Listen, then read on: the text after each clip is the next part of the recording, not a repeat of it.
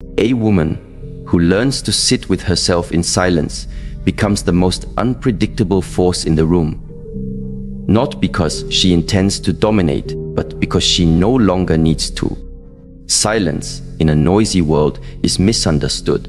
It is often mistaken for weakness. But there is a kind of silence that is not born of suppression, but of strength. The kind that doesn't beg to be understood, because it already understands itself. This silence is not the absence of words. It is the presence of awareness. It's the stillness that comes after you stop trying to explain your worth. It's the peace that enters when you no longer react to every shift in another person's mood. It is the clarity that rises when your emotions are no longer dictated by what someone did or didn't say. Most women are trained to over-express, to over-explain, to always give context to their boundaries, until they realize that silence itself is the boundary. When a woman turns inward, not out of fear, but out of choice, she activates a deeper form of respect. People feel it. They may not be able to name it, but they sense it. And when you begin focusing on yourself, not in selfishness, but in stillness, everything misplaced starts falling back into place. When a woman begins to truly focus on herself, something profound begins to shift. Not just inside her, but in the world around her. It is not merely about self-care routines or momentary retreats from others. It is a deeper awakening. A quiet decision to stop pouring energy into places that no longer give back, to reclaim attention from everything external and redirect it inward. That shift, though subtle at first, transforms everything. It begins with a question: where is my energy going? In a world that constantly demands a woman's attention, her nurturing, her care, her explanations, her compromise, it becomes easy to forget that energy is not limitless. Attention is currency, and the way you spend it determines the quality of your emotional life.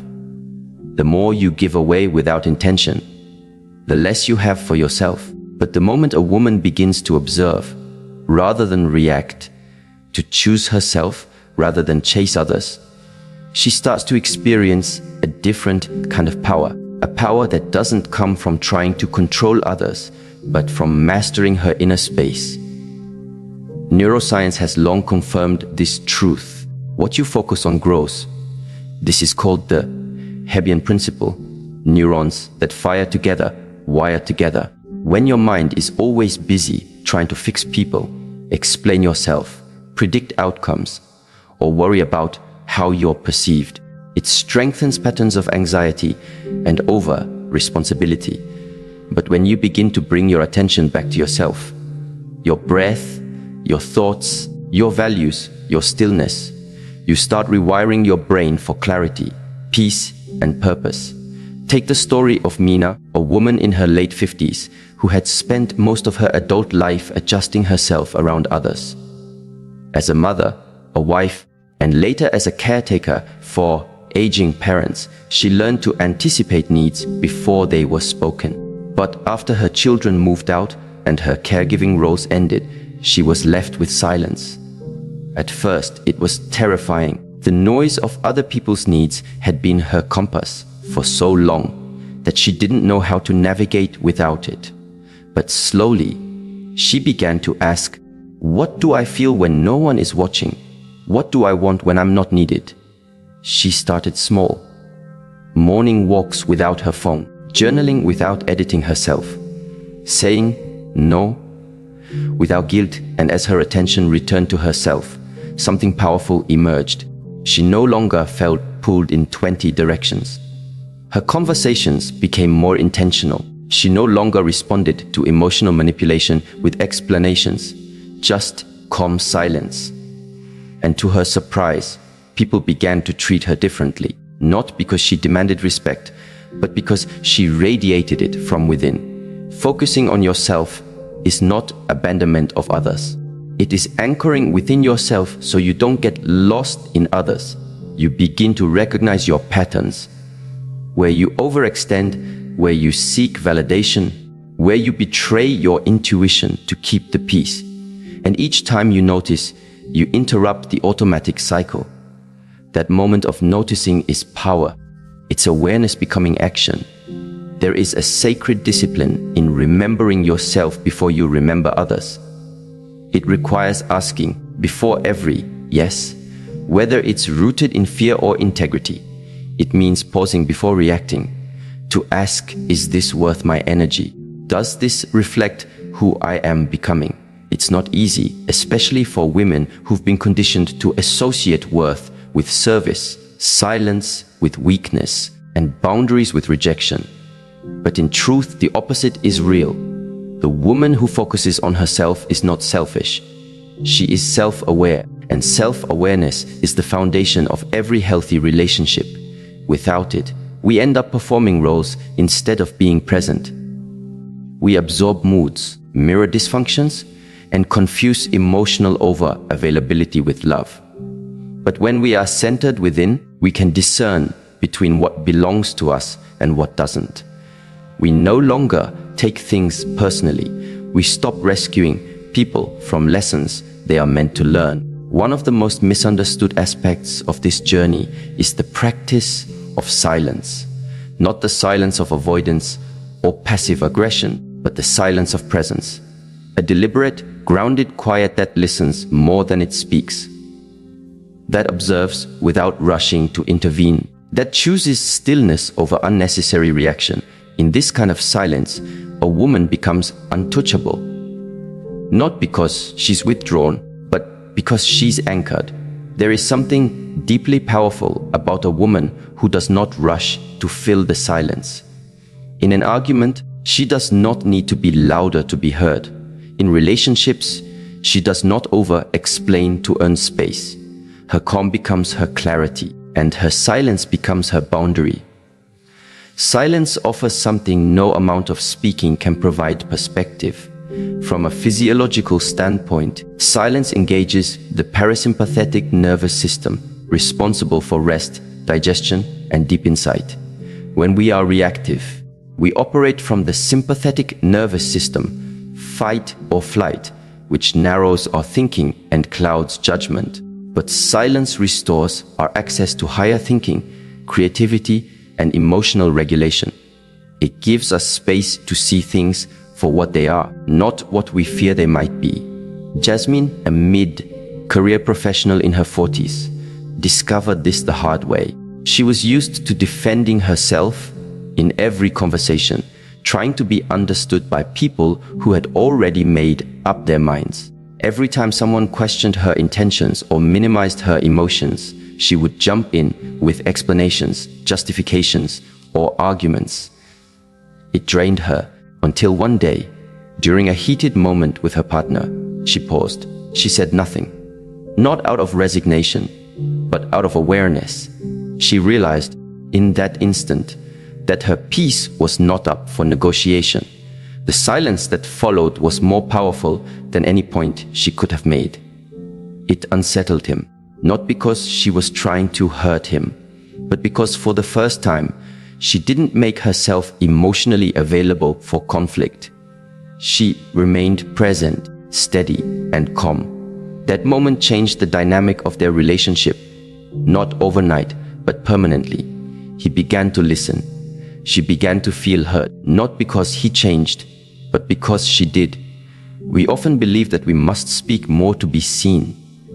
But sometimes it is in speaking less that we become visible. Silence is not the absence of voice, it is the presence of strength. It communicates what words often cannot. That you are no longer afraid to be misunderstood, that you no longer fear disconnection because you are deeply connected within, that your worth is not tied to being agreeable, but to being authentic. There is a deep wisdom in knowing when to speak and when to stay silent, not from fear, but from freedom, not from suppression, but from sovereignty. When you no longer use words to seek control, you allow life to reveal its truths. People expose themselves in your silence. Their intentions surface. Their values become visible. You no longer have to investigate or argue. You just observe. And from that place of inner stillness, you make clearer decisions. In relationships, this is especially powerful. When a woman focuses on herself and practices the discipline of silence, she begins to see dynamics that were once invisible to her. She notices how some people only connect through chaos, how others expect emotional labor without offering it in return, how some conversations are not exchanges, but power struggles in disguise. And most importantly, she sees her part in it, not to blame, but to reclaim responsibility.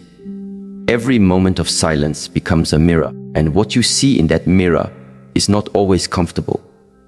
You might notice patterns of over-explaining, chasing closure, or giving second chances out of loneliness.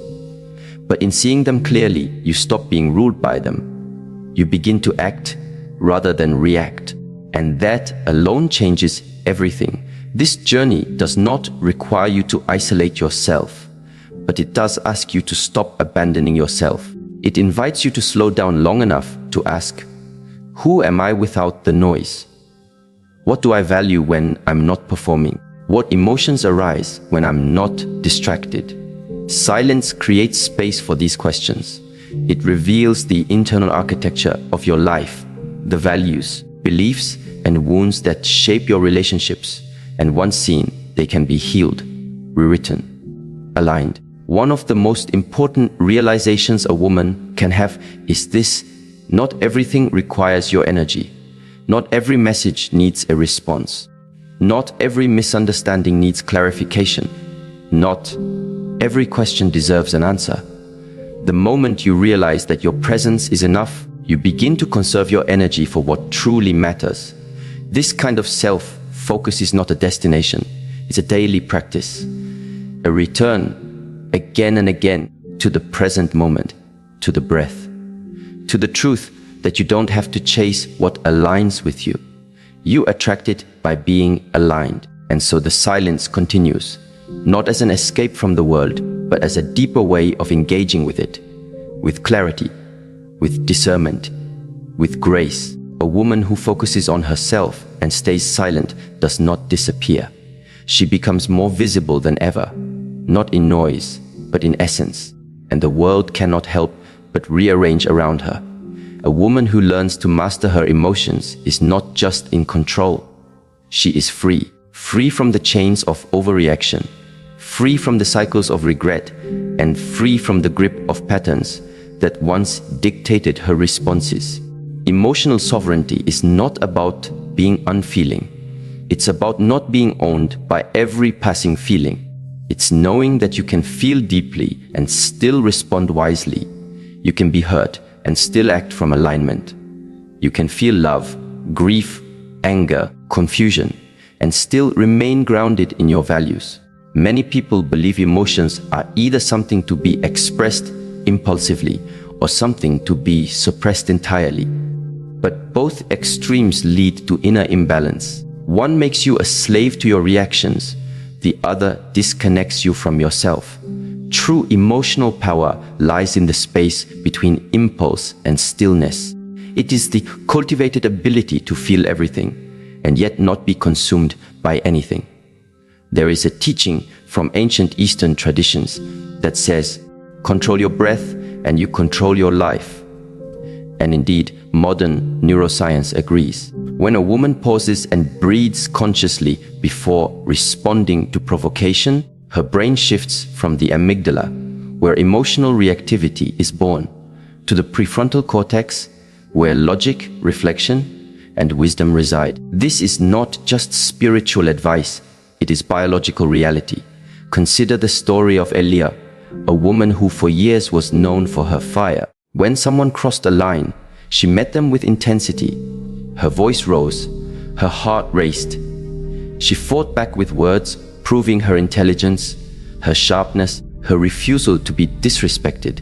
But each time, even when she won the argument, she walked away feeling drained. She realized that her reactions, while justified, were costing her more than the original offense: her peace, her power, her clarity. One day, during a tense conversation with a colleague who had undermined her work in a meeting. She felt the familiar heat rising. The urge to respond immediately, to defend, to correct, but something in her shifted. She inhaled slowly, and instead of reacting, she simply paused, looked at him, said nothing. That pause, just a few seconds, wasn't empty. It was full of restraint, full of grounded energy, full of quiet power. In that pause, she realized something. The need to prove yourself is often born from the fear of being unseen. But when you know your worth, you no longer perform it for others. You hold it quietly, and the world learns to feel it without being told. The pause gave her time to assess, was this worth her emotional investment? Did this person truly have the power to define her value? No, she answered him with calm, clear boundaries, not from fire, but from foundation. And the result, he backed down, not because she was aggressive, but because she was anchored. She had stepped into emotional sovereignty. To be emotionally sovereign means your inner state is no longer at the mercy of other people's moods, decisions, or expectations. You stop outsourcing your peace. You stop being available to every emotional tug of war. You don't become cold, you become clear. And this clarity protects you from the trap of reaction. Every time you react without reflection, you give your power away. You let someone else set the rhythm of your nervous system. But when you pause, when you breathe, when you choose instead of react, you reclaim authorship over your inner world. This is especially vital in intimate relationships, where emotional triggers are most deeply rooted. Partners often mirror each other's wounds. One's insecurity feeds the other's defensiveness. One's silence triggers the other's abandonment. One's need for control collides with the other's need for freedom. Without emotional sovereignty, these dynamics spiral into conflict, misunderstanding, and resentment. But with awareness, they become portals for growth. Sophia, a woman in her late 30s, once described how every argument with her partner would end in her crying, shouting, or walking away in anger. She felt unheard, invalidated, emotionally exhausted. But as she began a daily practice of breathwork and emotional journaling, something changed. The next time conflict arose, she noticed her body first. The tightening in her chest, the clenching of her jaw, the quickening of her breath. Instead of reacting, she said, "Give me a moment." She stepped away, not to retreat, but to return to herself. She sat, she breathed. She asked herself not just what she felt, but why she felt it. Was it about him, or something deeper? And then, when she returned, she spoke, not from the storm, but from the center of it. The conversation that followed was the first they'd had in months that didn't end in emotional chaos. It wasn't perfect, but it was present. Emotional sovereignty is not achieved by force. It is practiced through daily attention, through the habit of awareness, through the discipline of self-honesty. It is cultivated in quiet moments when no one is watching, where you choose to observe rather than indulge the narrative. You choose to breathe instead of blame, to inquire instead of accuse. And this kind of presence doesn't just benefit your relationships with others. It deepens your relationship with yourself. You begin to trust yourself more. You stop second guessing every decision. You no longer need to crowdsource your worth or use someone's love as proof of your value. You begin to carry yourself with a quiet assurance.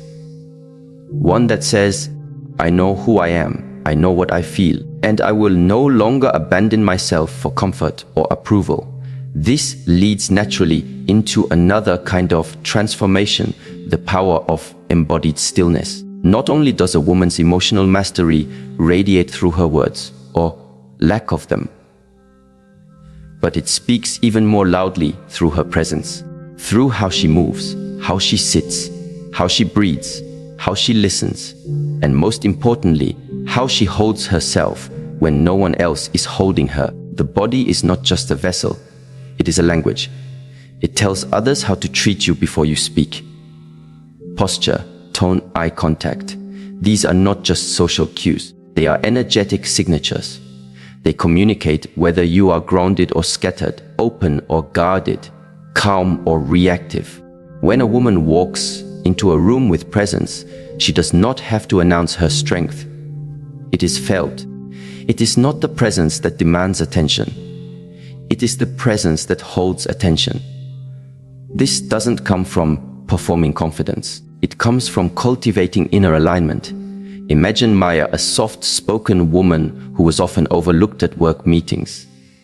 Her ideas were good, but she presented them hesitantly, eyes down, voice low, shoulders slightly hunched. She didn't realize her body was communicating doubt, even when her words were clear. After attending a somatic awareness workshop, she began to practice a new habit each morning, standing barefoot for 5 minutes, breathing deeply, rolling her shoulders back, grounding her feet into the earth. Over weeks, something shifted. She wasn't trying to be someone else. She was returning to herself, inhabiting her body fully. Her voice became steadier. Her presence expanded. The next time she spoke in a meeting, people listened. Not because she shouted, but because she spoke from her center. And her body confirmed what her words said. I believe in what I'm saying. And so others believed her too. This is the unseen power of embodied stillness. You don't have to yell to be heard. You don't have to push to be taken seriously. You have to be aligned internally and externally. Breathwork, posture, stillness. These are not just wellness trends. They are foundational practices for women who want to move through life with clarity and respect. The breath especially is a tool often overlooked. It is the bridge between mind and body, between thought and action, between reaction and response. In moments of emotional intensity, one deep, intentional breath can change the entire trajectory of a conversation. The practice of conscious breathing rewires the body's stress response. It tells your nervous system, I am safe. I am here. I can respond with wisdom. Over time, this rewiring becomes your default. You are no longer pulled by the chaos outside you. You move from center. And that center becomes your compass, especially when others try to pull you into storms you didn't create. Embodied stillness also teaches you patience. In a world of urgency, a woman who moves slowly, who responds after reflection, who doesn't rush to fix or explain, becomes a mystery. Not because she hides herself, but because she reveals only what is aligned. Her yes is clear, her no is unwavering. Her time is sacred. This kind of presence doesn't push away others. It invites truth. It creates a relational field where only authenticity can survive. People can feel when you are present, not just physically, but energetically. They feel safer around you, not because you cater to them, but because you are not at war with yourself. And this, in turn, creates emotional safety in relationships. When your presence is grounded, your partner no longer feels the pressure to guess your mood, manage your triggers, or decode your reactions. You create a space of emotional predictability, not by being passive, but by being internally consistent. Children, too, sense this. A mother who is emotionally sovereign and embodied teaches not by her words, but by her way of being. She models what it means to be present in discomfort, to pause in conflict, to breathe through overwhelm, and that example becomes an inheritance more valuable than any advice. To live in this way requires intention. It is not automatic, it must be cultivated, but the reward is immeasurable. Your relationships evolve, your decisions clarify, your energy deepens. You become a quiet force, not for domination, but for peace, not for attention, but for alignment, not to prove, but to be. And in that being, others are moved, not by what you do, but by who you are, because you are no longer just reacting to life. You are responding to it from a place of inner truth. and that truth becomes the most powerful thing in the room. Every woman carries within her a rhythm, an energy, a signal that precedes her words and even her actions. Before she speaks, before she responds, even before she enters the room, there is a kind of transmission that takes place. It is subtle, but it is unmistakable. It is her emotional frequency. And the truth is, people don't just hear what you say, they feel who you are. The mirror effect teaches us that relationships are reflections. What we carry inside, we end up projecting outward. What we avoid internally often manifests externally in the people we attract or repel, in the conflicts we repeat, in the silence we endure, and even in the love we accept. When there is inner disorder, chaos seems to find us no matter how much we run from it. But when there is inner peace, things around us begin to quiet down. Not because the world changes, but because our relationship with it transforms. Imagine a woman who carries unresolved grief in her heart.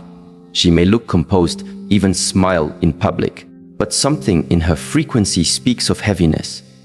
Without realizing it, she attracts partners who are emotionally unavailable, mirroring back her own disconnect. Or think of a woman filled with self-doubt.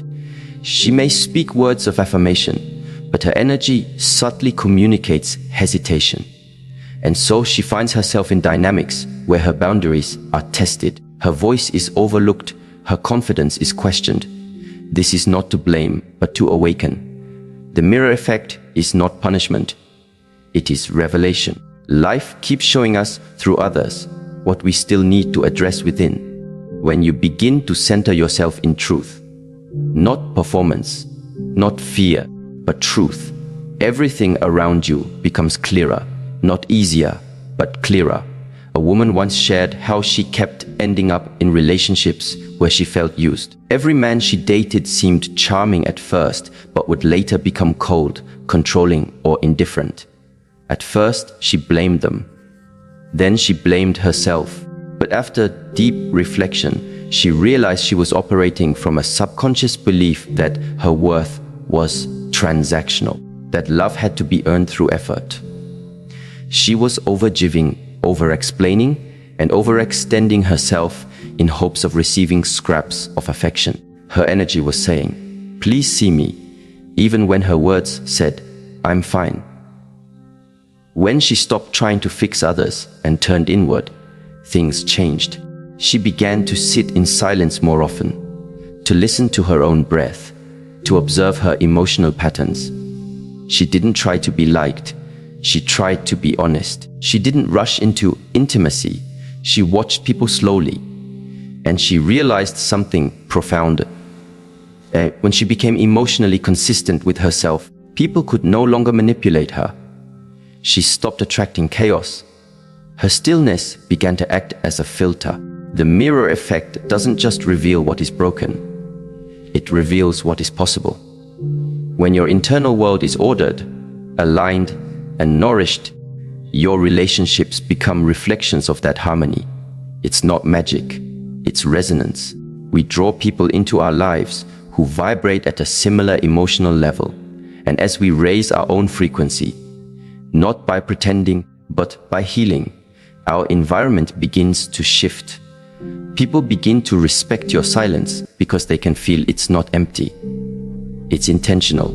They feel your no before you even say it. They feel your joy, not because you display it, but because it lives in you. You begin to understand that being centered is the greatest protection you can ever have. It shields you not with walls, but with presence. This is why inner work is not a luxury. It is the foundation. The woman who invests in her internal world, the one who examines her stories, clears her energy, and returns to herself again and again, builds a life that reflects peace. She no longer begs for connection. She becomes connection. She no longer performs for love. She embodies love. And from that embodiment, she attracts those who are ready to meet her, not just in romance, but in friendship, in family, in community. This inner alignment requires discipline. It means choosing to pause before reacting. It means walking away from what disrupts your peace, even if it's familiar. It means being willing to feel uncomfortable truths rather than escape into distractions. But the reward is clarity. You begin to trust yourself more. You stop second guessing your instincts. You no longer tolerate energy that drains you because you're too aligned to pretend anymore. Even in solitude, you feel connected because you're no longer seeking from outside what you now generate from within. That shift is everything. It's the difference between chasing and attracting, between noise and resonance, between being pulled in 1,000 directions and standing firmly in one. Still, life has a way of testing this. There will always be people who don't understand your silence, who feel threatened by your presence, who try to pull you back into old patterns. And in those moments, you are faced with a choicy contract to make others comfortable or expand to remain true. Sometimes, the most powerful move you can make is to pull back, not in resentment, but in realignment. This is what we call strategic withdrawal. It is the conscious decision to step back, to observe, and to allow the truth to reveal itself, not through confrontation, but through distance. There's a saying, when you stop speaking, people reveal who they are. It's not just a poetic idea, it's a psychological reality. When you stop feeding a dynamic, you expose its core. When you stop explaining yourself, you discover who truly seeks to understand you. When you stop initiating, you find out who values connection enough to reach for you. Distance has a language, and silence has its own kind of clarity. Strategic withdrawal is not about ghosting or playing games. It is about reclaiming your emotional energy from places where it is being wasted. It is about giving yourself space to see things as they are, not as you wish them to be. Often, we stay too long in situations because we are addicted to potential. We see what someone could be, and we ignore what they are. But potential is not a promise. And silence allows us to stop projecting and start perceiving. Amira, a woman who had been in an off-again relationship for years, finally chose silence, not out of bitterness, but out of wisdom. She had tried everything: talks, letters, counseling, compromise. But the cycle continued. Each time she explained her needs, they were acknowledged, but never respected. So one day, she stopped explaining. She didn't threaten. She didn't argue. She just became quiet. That silence became her boundary. And in that space, she could finally hear her own voice again. Not the anxious voice that said, "Make it work," but the deeper voice that said, "Let it go." Within weeks, the truth of the relationship became undeniable. Not because he changed, but because she did. And from that clarity, she found peace. Withdrawal is not weakness. It is wisdom. It allows energy to recalibrate. It reveals who is willing to meet you where you are. It filters out the noise so you can hear your intuition. And perhaps most importantly, it teaches you that you are not responsible for carrying relationships alone. A woman who knows when to withdraw is a woman who knows her worth. She is not afraid of being alone because she is not lonely in herself. She doesn't fear silence because silence is where she hears her truth most clearly.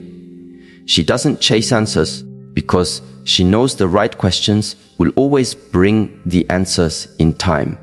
There's a powerful shift that happens when you stop trying to force outcomes. You begin to trust the unfolding.